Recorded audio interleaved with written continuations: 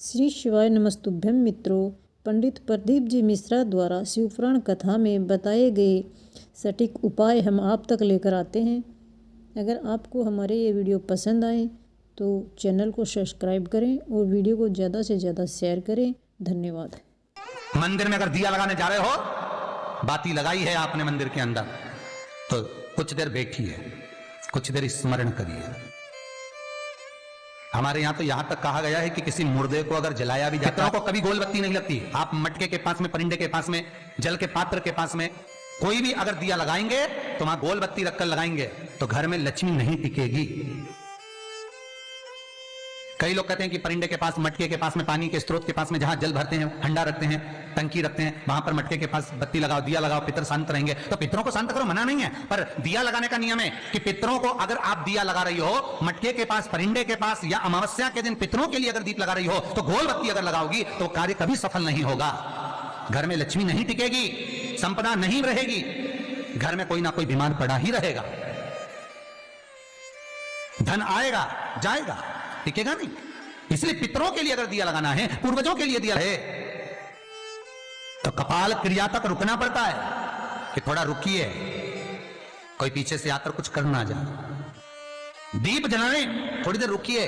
और दीप का भी नियम है महाराज, दीप का भी नियम है।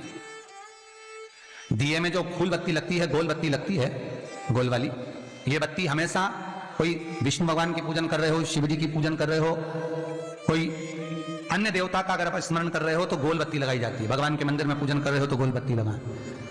लंबी बत्ती, लंबी वाली जो बत्ती होती है लक्ष्मी की पूजन में, देवी पूजन में, जितनी भी माताओं की आप पूजन करोगे, जितनी भी देवियों का आप स्मरण करोगे, उसमें लंबी बत्ती का प्रमाण है।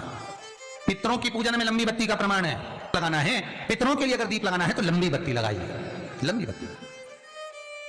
महाराज लंबी बत्ती का प्रमाण हमारे यहां शास्त्र का, गोल बत्ती का प्रमाण। और सुंदर चरित्र कहा, यदि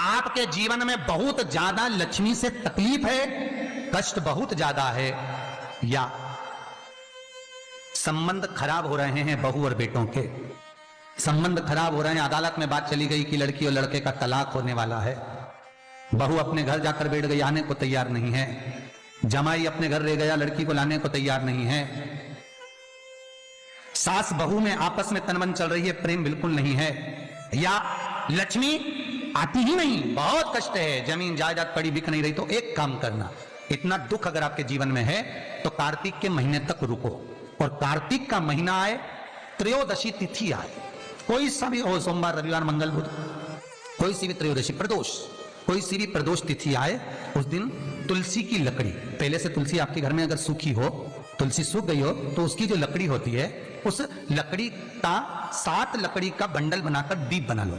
लकड़ी का दीप मतलब लकड़ी, पतली पतली डालियों को लेकर कच्चे सूत से उसको बांधो और बांधकर घी में डुबक दो।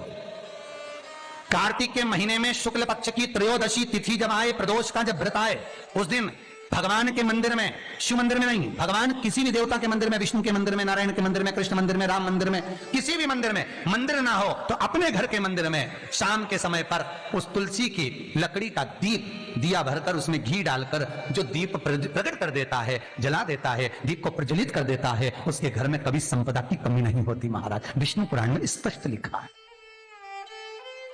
इसलिए शायद कहा जाता है कि भगवान को सर्वश्रेष्ठ कौन सा चंदन अच्छा लगता है। आपको पहले भी कथा में कहा, आगरा की कथा अगर किसी ने सुनी होगी तो उसमें वर्णन किया, भगवान को सर्वश्रेष्ठ चंदन कौन सा, भगवान को सर्वश्रेष्ठ चंदन कौन सा प्रिय है, वो कौन सा चंदन है जो भगवान विष्णु को लगाएं, राम को लगाएं, कृष्ण को लगाएं, वो कौन सा चंदन है जो श्री हरि को लगाया जाए।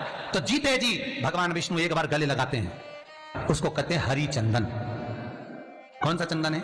हरि चंदन। हरी चंदन बाजार में नहीं मिलेगा, हरी चंदन आपको बनाना पड़ेगा। कैसे बनाना है? तुलसी जब सूख जाए उसकी जड़ को निकाल लिया जाए, वो जड़ को पानी में धो लिया जाए, धोने के बाद उसको सिलबट्टे पर, पत्थर पर घिसा जाए, और घिसकर उसमें थोड़ा सा कुंकू, रोली डालकर तैयार कर कर जो भगवान विष्णु के मस्तक पर, कृष्ण राम के मस्तक पर लगा देते हैं, और उसकी एक बिंदी अपने हृदय पे लगा लेते हैं, जीते जी भगवान एक बार उसको गले लगाते ही हैं। हरि चंदन प्रियता। जैसे शिव महापुराण में रुद्र चंदन का भाव है, शिव महापुराण में रुद्र चंदन का प्रमाण दिया जाता है। अगर आपने लिंग पुराण पढ़ी हो तो उसका 5वां स्कंद अवश्य पढ़िएगा महाराज, और शिव महापुराण अगर पढ़ रहे हो तो उसका कुमार खंड पढ़िएगा, जिसमें रुद्र चंदन का प्रमाण है। रुद्र चंदन कैसा, रुद्र चंदन का प्रमाण कैसा?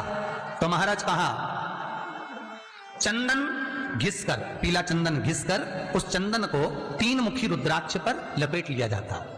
3 मुखी रुद्राक्ष पर उस चंदन को लपेटा जाता है। लपेटोगे उसके बाद उसको ऐसा गोल करोगे तो एकदम चिकना हो जाएगा, एकदम चिकना, ठीक है, एकदम चिकना हो जाएगा। और उस चंदन को आप शिवरात्रि के दिन, और कोई से भी महीने की शिवरात्रि, किसी भी महीने की हो, सब फलदायी होती है।